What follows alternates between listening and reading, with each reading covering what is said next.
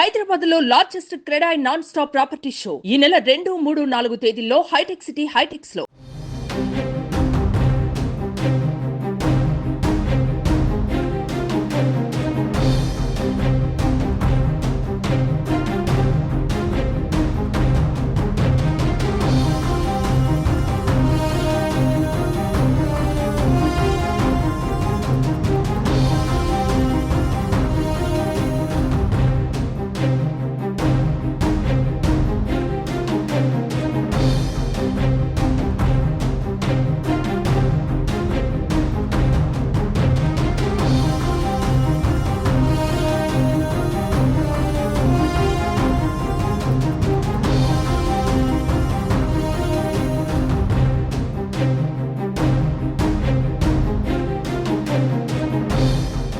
AP రాజధాని అమరావతిపై చంద్రబాబు సర్కార్ మరో కీలక నిర్ణయం తీసుకుంది.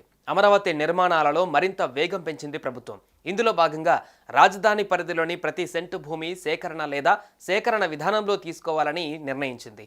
అయితే ఇందులో ఎవరికి ఎలాంటి మినహాయింపు ఉండదని సిఆర్డీఏ వర్గాలు స్పష్టం చేశాయి.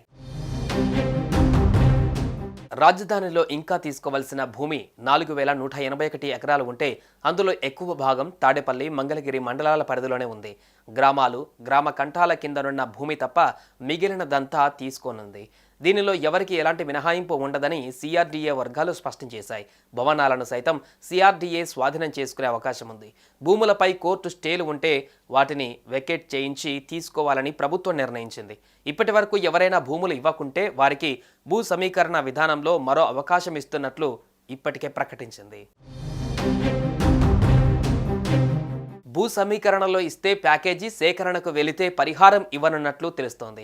సమీకరణ విధానంలో భూములు ఇచ్చిన రైతులకు ప్రభుత్వం ఏటా కౌలు చెల్లించడంతో పాటు మెట్ట భూములు అయితే ఒక్కో ఎకరానికి 1000 చదరపు గజాల నివాసం, 250 చదరపు గజాల వాణిజ్య స్థలాలని కేటాయిస్తోంది. అదే జరీబు భూములైతే 1000 చదరపు గజాల నివాస, 450 చదరపు గజాల వాణిజ్య స్థలాలు ఇస్తారు. సమీకరణ విధానానికి ముందుకు రాని రైతులకు 2013 భూసేకరణ చట్టాన్ని అనుసరించి సహాయ, పునరావాస ప్యాకేజీని అందజేస్తారని సమాచారం. మరోవైపు రాజధాని పరిధిలో ఉన్న గ్రామాలను కదిలించకూడదంటూ సిఆర్డీఏ అధికారులు మాస్టర్ ప్లాన్ సిద్ధం చేశారు. విస్తరించిన గ్రామ కంఠాల్ని కూడా భూ సమీకరణ నుంచి మినహాయించారు. ఇదిలా ఉంటే అమరావతిలో నిర్మాణాలపైన ప్రభుత్వం ఫోకస్ పెట్టింది. రాజధానిలో ఉన్న కట్టడాలను ఐఐటి మద్రాస్, ఐఐటి హైదరాబాద్ బృందాలు పరిశీలించాయి. వాటి పటిష్టతపై నివేదికను సిద్ధం చేసినట్లుగా సమాచారం. ఇప్పటికే ఆ నివేదికను సిఆర్డీఏకు అందించినట్లు తెలుస్తోంది. మరోసారి కట్టడాలను పరీక్షించి ప్రభుత్వానికి నివేదిక ఇవ్వనున్నాయి ఐఐటి బృందాలు. సుమన్ టీవీలో మీ పర్సనల్ అండ్ బిజినెస్ ప్రమోషన్స్ కోసం కింది నెంబర్కి కాంటాక్ట్ చేయండి.